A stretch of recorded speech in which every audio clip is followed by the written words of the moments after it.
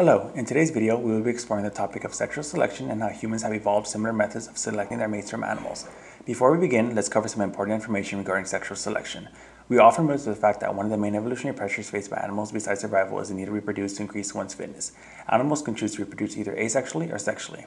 Diving deeper into sexual reproduction, we can see that along with it comes many benefits and costs, one of them being an increase in competition. But why would there be a need for competition, you might ask? Couldn't any female and male copulate at random if they wanted to? The answer is yes. However, one thing that can influence either of the sexes' interest in each other is sexual selection.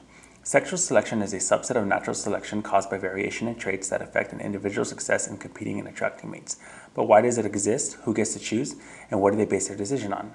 To answer the first question, we must remember that animals who are better adapted to their environment would benefit from higher rates of survival than those less well equipped to do so. Because of this, animals prefer to mate with those that have evolved desirable traits and in hopes of increasing their own fitness. As for who gets to be the choosy one, we must question which sex is the living resource. Typically, in nature, it is the female that gets to be the choosy one for several reasons such as gamete size, operational sex ratio, and even parental effort.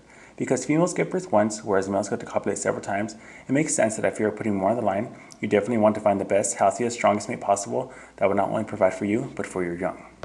When it comes to selecting mates, it can be best broken down into two types of sexual selection, direct and indirect. Direct selection is based on which mate will increase the female's survival and reproductive success through resources such as food, nesting, and protection. Indirect selection in mate choice arises because females can secure genetic benefits for the offspring by mating with the most ornamented males. Now that you have a general idea of what sexual selection is and how it occurs, we would like to translate this observation from animals to humans. Just like in nature where males are observed competing with one another in hopes of impressing a mate, humans can be found doing the same thing. Although humans take a slightly different approach, sexual selection in animals has set the foundation for humans to follow. In the next several minutes of the video, we would like to explore the question of how evolution has shaped human sexual selection by providing explicit examples from cited articles. The first article by Hugel and others shows how body movements in humans can influence mate selection.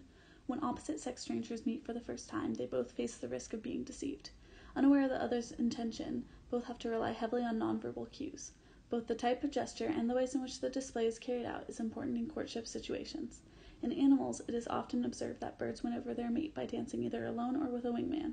Some male spiders even show their worthiness by playing a game of tag with a female friend. In humans, studies show that dance may be an adaptive behavioral pattern in sexual selection, as it is a medium that displays beauty, health, strength, and thus sexual attractiveness. Studies indicate that humans use dynamic displays in courtship and make attractiveness decisions on the basis of cues they derive from body movement. It is possible then that evolution has shaped our brain to process body movement cues of other individuals in the context of mate selection. The mate selection process goes deeper than just properly interpreting body language. Males and females have different reproductive priorities. For example, males want multiple fertile women with whom they can successfully mate, but women want a male with the ability and willingness to invest resources in their offspring. It has been hypothesized that these mate preferences have evolved from the selection pressures confronted in short-term and long-term contexts. Buss and his team describe this as the sexual strategies theory. They have seen that men have discovered the reproductive benefit of long-term mating because they can monopolize a woman's entire lifetime of reproductive capacity. Women want continued access to a man's resources and parental investment, but to find such a man, women have to use short-term strategies like assessing attractiveness and social status. Castro and team also concluded that mating strategies are conditional strategies that depend on the mate's value and environment. Gift-giving is also a common tactic in the animal kingdom, used by males to encourage females to mate with them. Because men tend to pursue more relationships than women by advertising their resources or displaying their generosity, males use gift-giving to gain sexual favors. This strategy can be observed through males grooming and offering nuptial gifts to females in exchange for copulation. Most research on gift-giving in animals conceptualizes it as a courtship mechanism.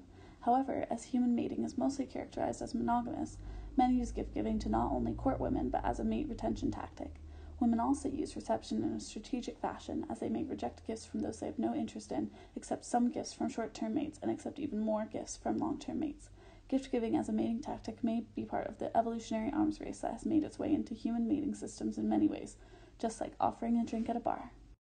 As you can see, sexual selection plays a strong role in an individual's life, while also influencing the direction the natural selection takes in a population.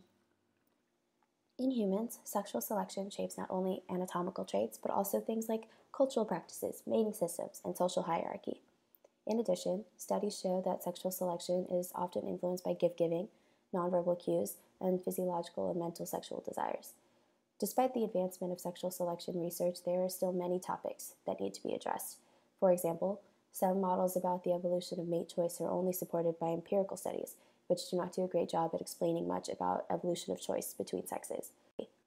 Unfortunately, there are still many other unanswered questions, many of which will require new theories and empirical work. But until then, just as they say, monkey see, monkey do. If it works in the animal kingdom, there's probably a good chance it'll work for you too.